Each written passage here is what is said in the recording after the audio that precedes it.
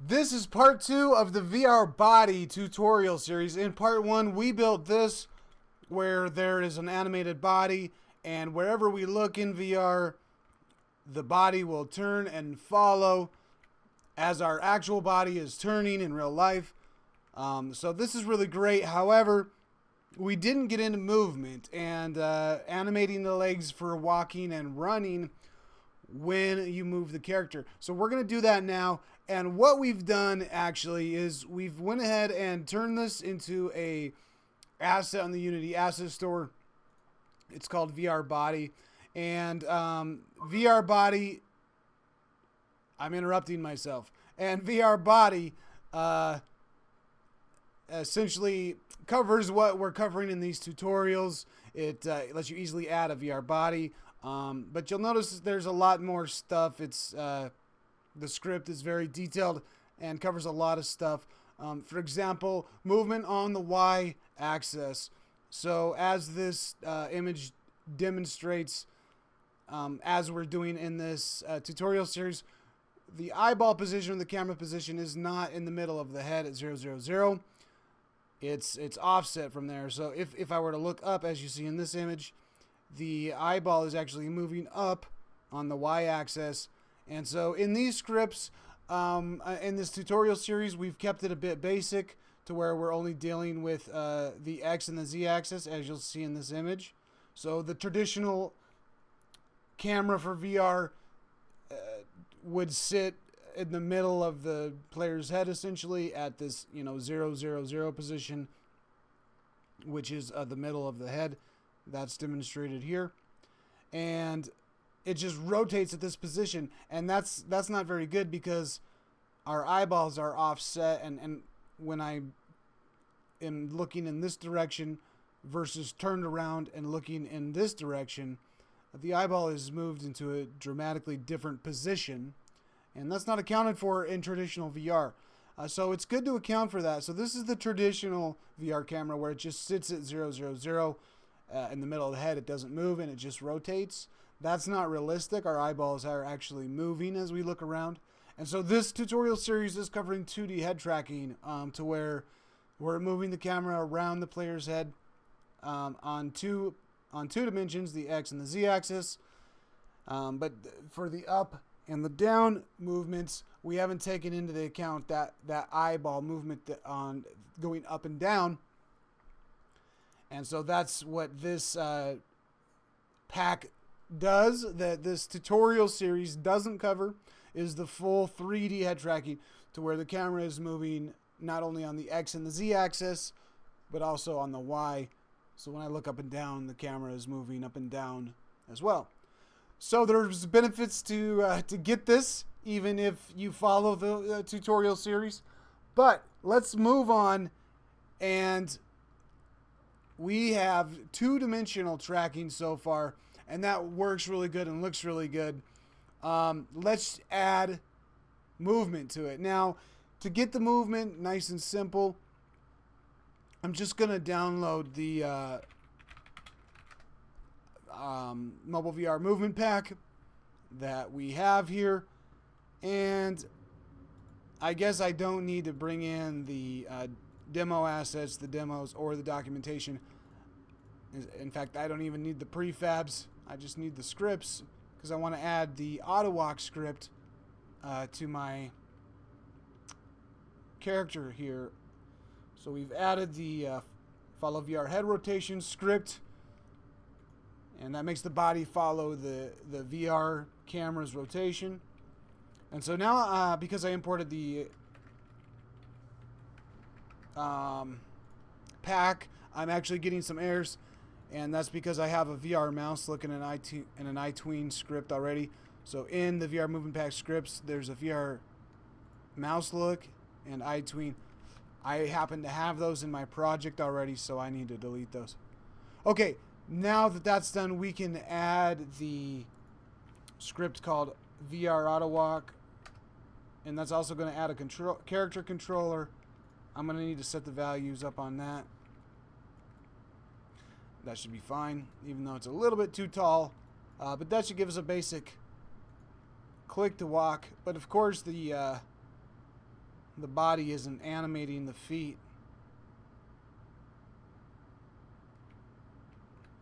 So we're going to have to add the walking animation. And there is a tutorial on the channel for auto walk. So if you don't want to get the pack, just look up the tutorial we have on how to make an auto walk. So now that that's done, let's get the legs animated. If I look at the animator, we have a blend tree. And if you need to create that, that's just created by create straight new blend tree. And we've added one motion, and that's idle. So we need to add 2 new motion fields for walking and running.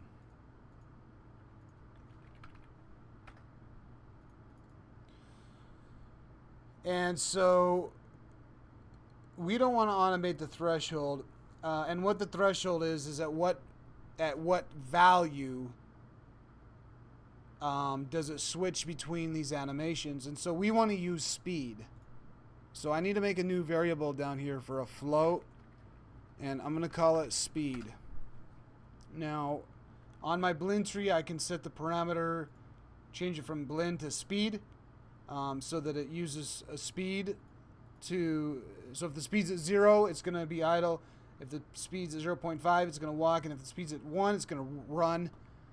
And so we can see what that looks like if we click play down here and we slide the value on the blend tree.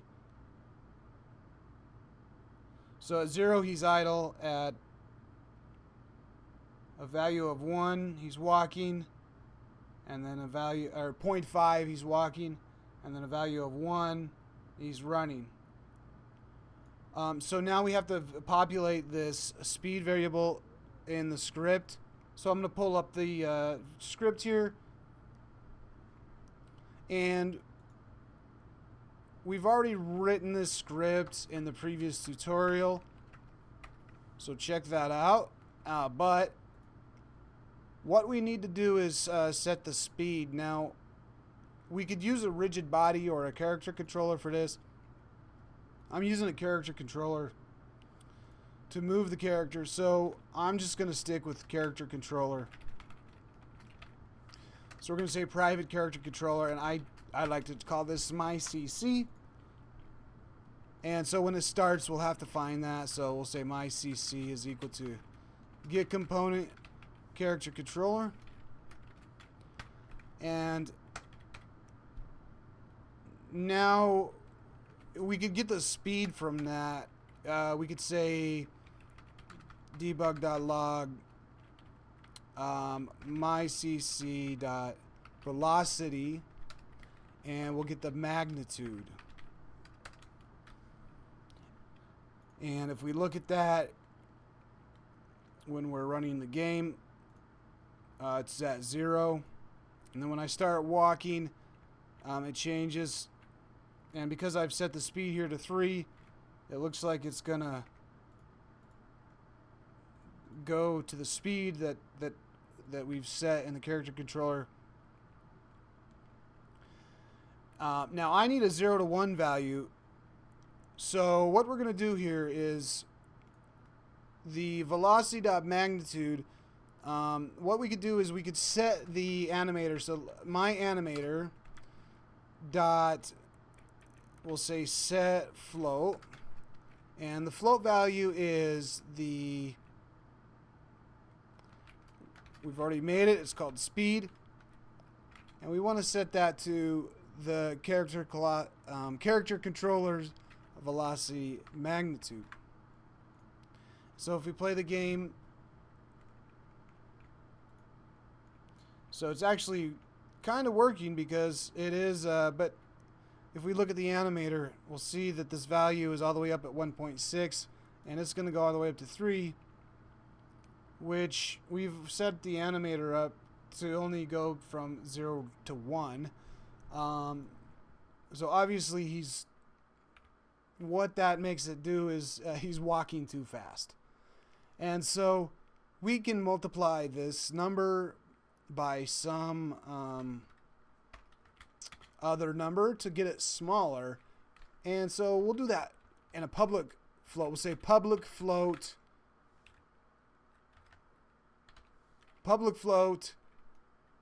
We'll say animation speed. And we'll set the default to 0.5f. And so then we'll multiply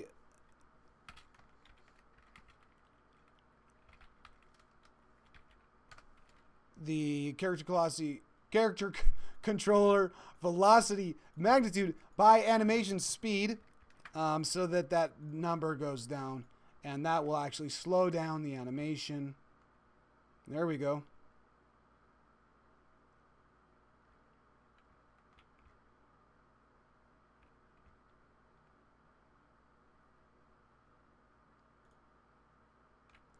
Okay, so something funny is going to happen. And this is actually a bug in my autowalk script. And so I've submitted an update. It'll get approved soon. But let me show you how to fix it, because you'll have this bug even if you followed my autowalk tutorial. Now what's happening here is when I stop walking, the animation doesn't stop playing. And it should, because my velocity should be 0. So I actually looked into the Unity character controller simple move function that we're using. So I thought I'd explained it right here. But essentially what's going on is the character controller simple move determines its velocity based on the last simple move that was called. So when you look at the autowalk script,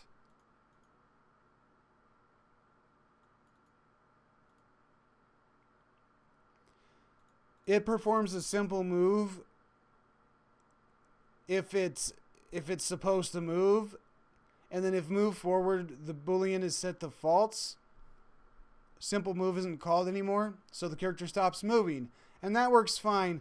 But actually, what happens is the character controller's velocity is set during this simple move, and because it never gets changed, that velocity is maintained.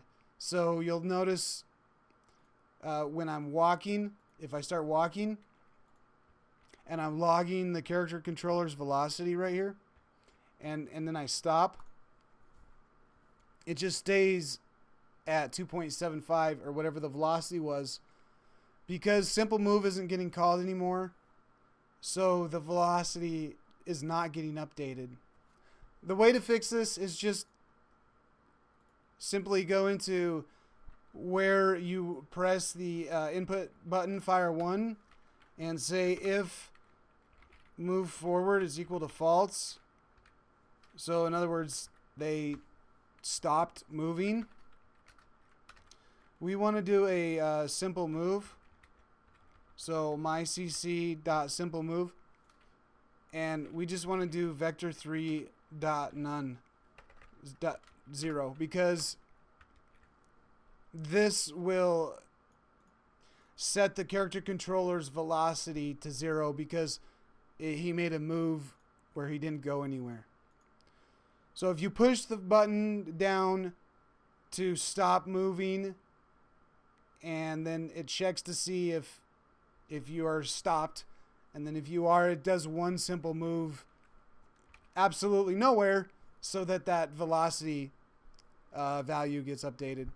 So now that I've saved that, you're going to notice if I play again and I stop, this number is going to go right back from 3 to 0, because that simple move to a vector 3.0 was performed.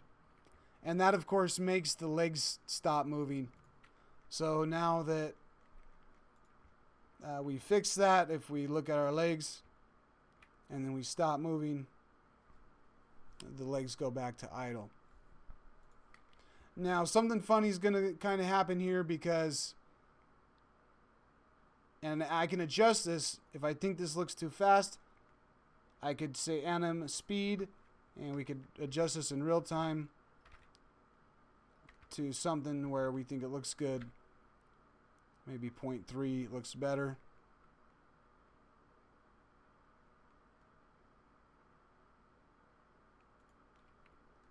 So 0.3 looks pretty good. And one funny thing is happening here where we, if we're walking and we make a turn, it's playing that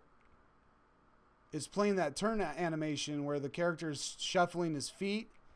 And that really only makes sense when he's idle, because when you're walking, you don't shuffle your feet like this. You just kind of turn your body and keep moving, keep taking steps. So I'm just going to do a quick little check where we do a back on the follow VR head rotation script, where we set the animation trigger to turn left. We're not going to turn left if the speed is a certain value. So to figure that out, let's just do this. We'll say float speed is equal to the animation speed times the character controller's velocity magnitude. And then let's debug.log speed. And then we'll set this to speed. And so now we can just kind of look at the debug log and see what a good number is.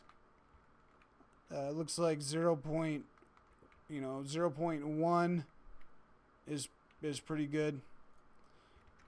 So I'm going to say if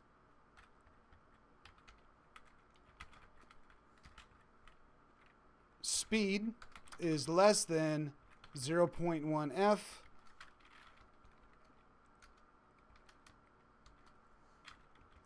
then my anim set trigger turn left. And a shorter way to do that would be like this. And an even shorter way to do that would be like this.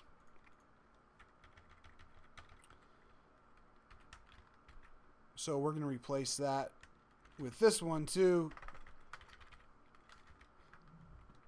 so that it will only turn the feet if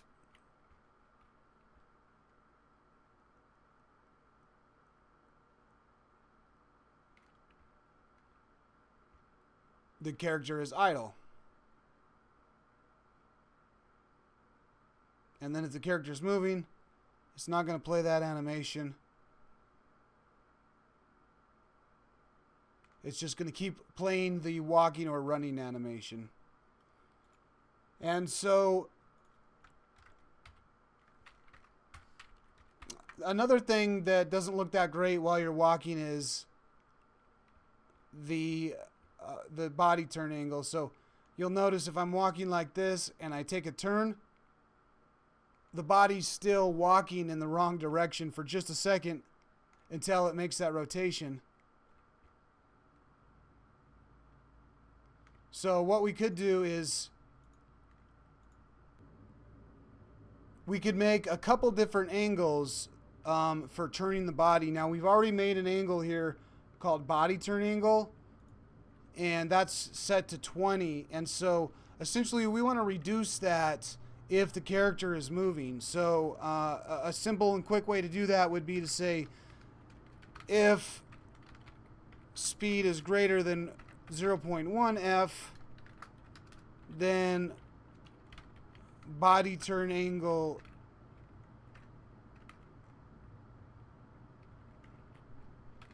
equals 5f, else body turn angle equals whatever we had originally set there. Let's say it's 20.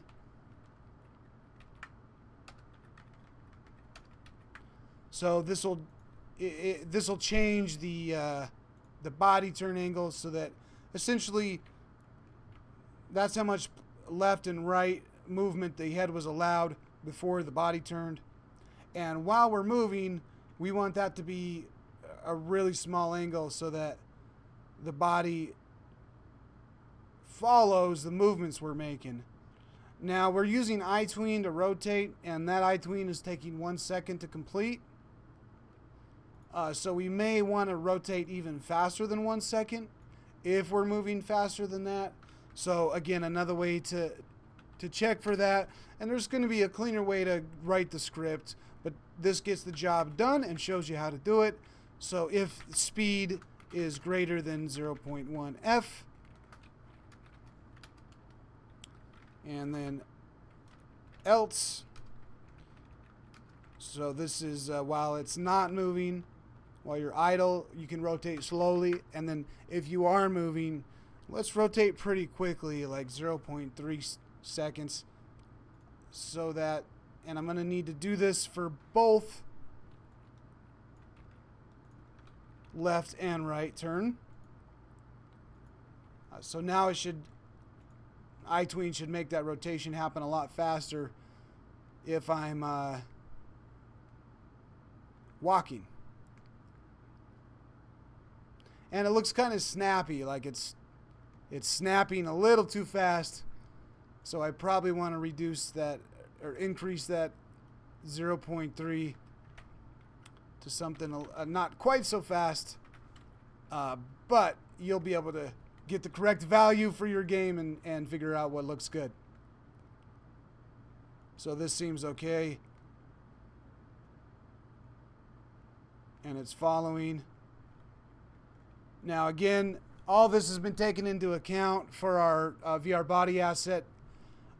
So it makes it nice and easy just to add that script on and click which options you want. So I hope this tutorial helps you out. We've got the walk, run, idle animation blending together depending on the speed that the character controller is moving at. So if we're going slow, the feet are moving slow, and as we speed up, the feet speed up. If we stop, we go back to idle. It plays turning animations with the feet if we're idle, and if we're walking, it doesn't play those animations. So this gets us up and going for a nice VR body. To get an avatar into the game. And the other thing it deals with, as we've already talked about, that may help with motion sickness, is it moves the eyeballs to the correct position. So maybe this will help with motion sickness in VR because it's not realistic to set the camera at this position and just rotate it. Those small subtle movements where the eyeball is moving from this position all the way over into this position, as you see here, that small subtle movement is probably important for the camera, and we need to be making those movements for our VR games and applications. So thanks for checking out the tutorial series. Good luck, and let me know in the comments if you liked the video and give it a like, thumbs up. See you guys soon.